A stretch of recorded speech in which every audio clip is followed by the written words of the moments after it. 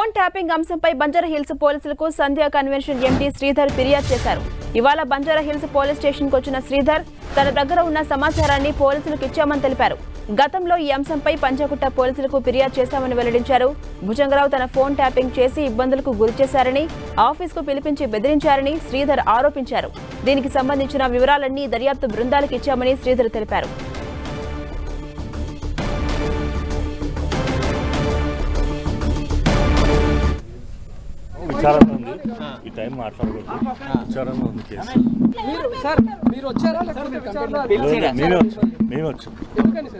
Complaint ఇచ్చాము. అదే ఆ కంప్లైంట్ గురించి వచ్చాము. లేదండి, ఆయన మీద కాదు, భుజంగరావు మీద కంప్లైంట్ ఇచ్చాము. భుజంగరావు మీ ఇంటికి వచ్చారండి? లేదు, రాలేదు, మమ్మల్ని పిలిపించారు అక్కడికి. ఇదే అంశంపై మరింత సమాచారం మా ప్రతినిధి కిరణ్ అందిస్తారు. కిరణ్, ఫోన్ ట్యాపింగ్ అంశంపై బంజారాహిల్స్ పోలీసులకు ఫిర్యాదు చేశారు సంధ్య కన్వెన్షన్ ఎండీ శ్రీధర్. అప్డేట్స్ ఏంటి?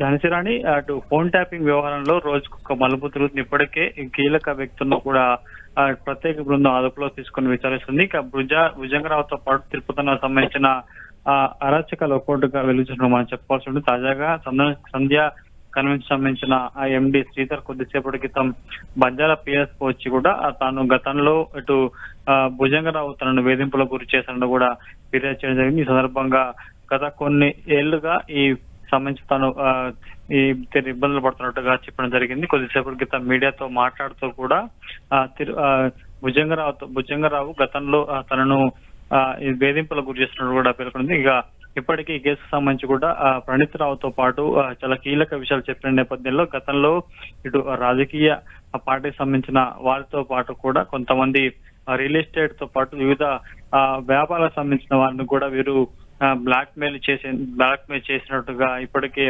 ఆరోపణల నేపథ్యంలో తాజాగా ఇటు సంధ్య కన్వెన్షన్ సంబంధించిన అధినేత వచ్చి బంజారా స్పేస్ లో ఫిర్యాదు చేయడం కూడా చర్చనీయాంశంగా మారినట్టుగా మనం చెప్పాల్సి ఉంటుంది. ఇక ఎందుకు సంబంధించి ఇప్పటికే ఇటు కస్టడీలో భాగంగా ఇద్దరిని అదుపులు తీసుకొని కూడా ప్రత్యేక బృందం కూడా దర్యాప్తు చేస్తుంది. ఇక రేపు మరొకసారి కిషన్ రావును కూడా కస్టడీలోకి తీసుకొని ఫోన్ ట్యాపింగ్ సంబంధించి ఎవరెవరు ప్రోద్బలం ఉంది, ఎవరెవరు తెర వెనుక పాత్ర పోషించారన్న కోణంలో కూడా ప్రస్తుతానికైతే ప్రత్యేక బృందం కూడా దర్యాప్తు చేయబోతుంది. Jhansi Rani. Right, thank you Kiran.